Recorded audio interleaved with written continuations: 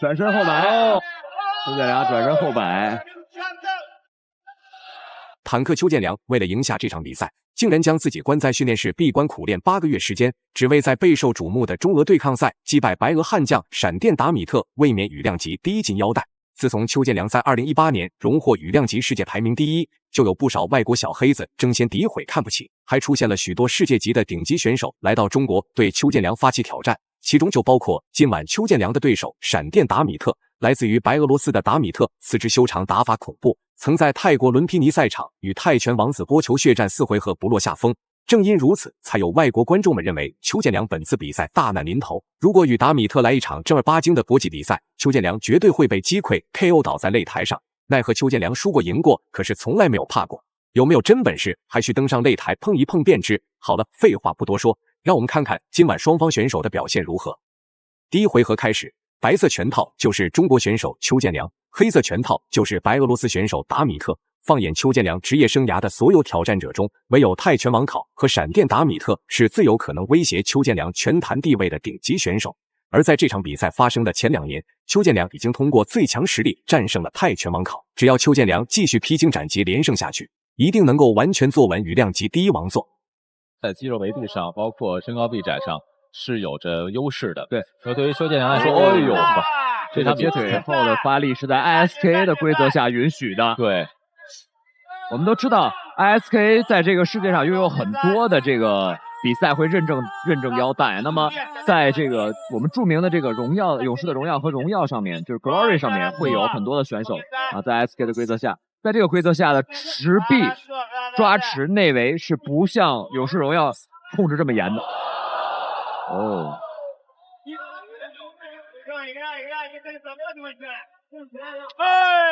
扫踢，两个人互抓持腿，这个动作一般连彩排都很难出现啊。对，而且这个其实我觉得是邱建良也要适应，适应规则。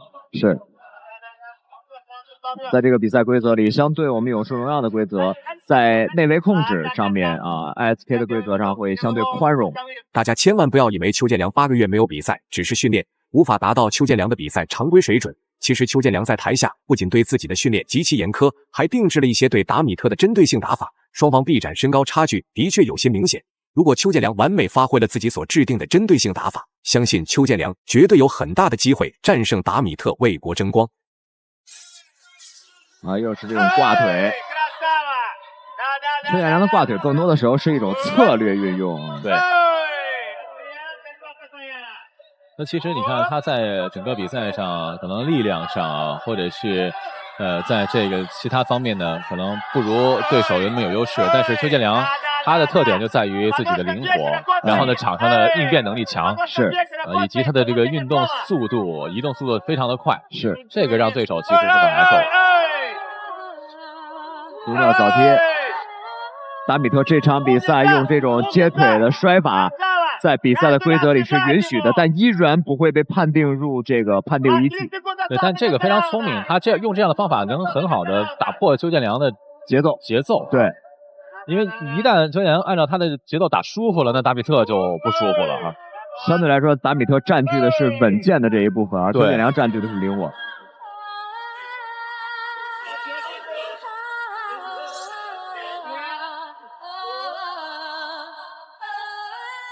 比赛来到第2回合，达米特在首回合加强了攻势，却没有对邱建良造成太严重的伤害。随即，邱建良也在这回合慢慢适应比赛节奏，进行一系列反击。人人都知道邱建良是羽量级自由搏击世界第1，却不知道邱建良在台下训练有多么刻苦。而证明实力的最好机会就是狠狠暴揍达米特，那样才能让外国小黑子们心服口服。我觉得对邱建良来说，在技术上是一个盲区。踢到了，邱建良手放下的瞬间被踢到了。邱建良不要扛啊！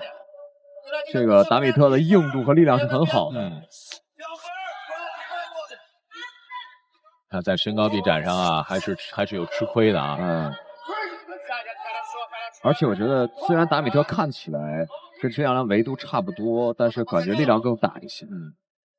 当然了，邱建良打这个级别一直也不是靠这个绝对力量，对，也不是靠绝对力量。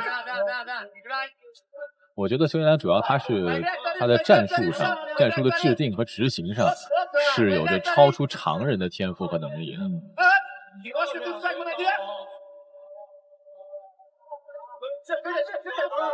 而且其实邱建良在场上有很多这种灵光一现的这种打法，及时的应对，对，这个是很考验心理素质和自己的这个训练的基本功的积累。是的。经过初步的拼拳换脚，邱建良也不再刻意保留实力，连续的拳法跟进让达米特也感受到了巨大危机。好在达米特本身的身高臂展太占优势，才没有让邱建良拿到更多比赛点数。两位选手就此展开了一前一后的拉锯战，看看谁会在对峙期间放松警惕，被击倒在地。邱建良也在进一步的扩大比分，稳固自己的胜局。别管怎么样，我要跟你的点数类似，就一定要找回来啊！一定要找回来，点数类似。对，漂亮。我们看扫踢以后，马上转身边拳。对，所以就是证明他这个意识非常的清楚。没错，又高位挂腿是在给对方形成一个习惯。邱建良要出别的招的，因为我觉得他比我们更清楚这个腿法的杀伤力并不强。对。所以这个呢是非常聪明的一种选择，我们一会儿来看看，就相当于就布置了一个佯攻他在此之前也做过这样的东西，这个在上面佯攻，突然出现这个打phủ拳，对或者一直在低扫，突然出高扫腿，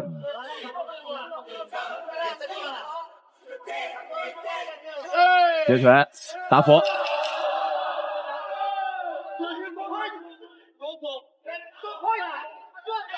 转身后摆这是因为达米特往前冲了，对，所以没有踢到。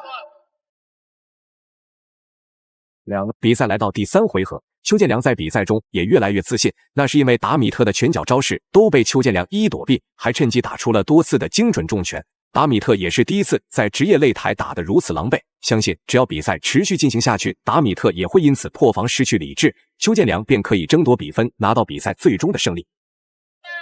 邱建良转身后摆，两个人都看来把第3回合作为一个高光回合了。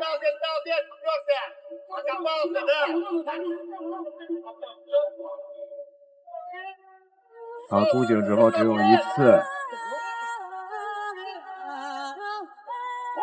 虽然在箍颈方面 SKA 的规则更开放，但依然不可以这个长时间的做箍颈。中断。虽然手臂被挂住，内围方面一直都是中国选手的这个不擅长的地方。对，裁判认为已经有两次了主动的搂抱了。对。那这场比赛其实邱建良打起来还是有一定难度的。裁判已经开始看达米特了。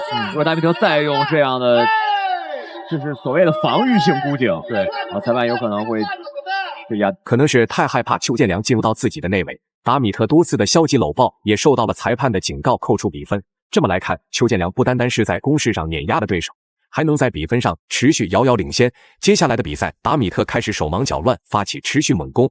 达米特可能也在懊恼为何参加这场比赛，不仅会被邱建良击败卫冕金腰带，还有可能因此排名下降，收益减少。防御性的进攻这是一个带。其实毫厘之间就是能拿到的或者有可能拿分的这些动作都要做。邱建良被箍颈以后的连续打击，这是一个体系的漏洞一般泰拳手认为我只要箍到你我就可以拍膝，然后可以停了这个回合。但是邱建良一旦被箍住以后，反而加强了拳法的进攻。是，转身的后摆。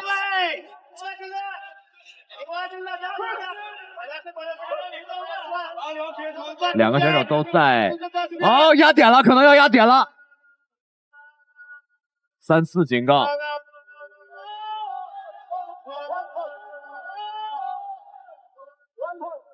压点了。这样其实我刚才想说就是两位选手都在试探裁判的底线。是。包括邱建良，包括达米特都是这样，就是我在试探你的底线，你的底线在哪儿？对。我尽量不按照这个方法去打。平膝再搂，达米特最后公布比赛结果，根据评审一致判定，邱建良通过比分拿下最终胜利。大家认为两位选手今晚的表现如何呢？欢迎在评论区留言讨论，我们下期再见。